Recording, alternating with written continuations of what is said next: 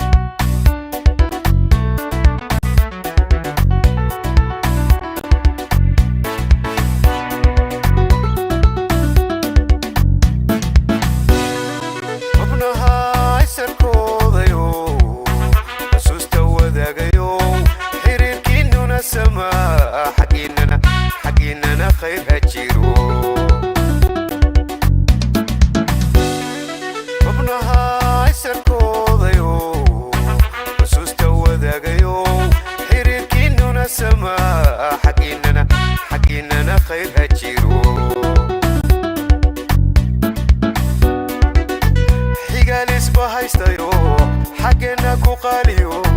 حقال اسبو هايستيو حقنا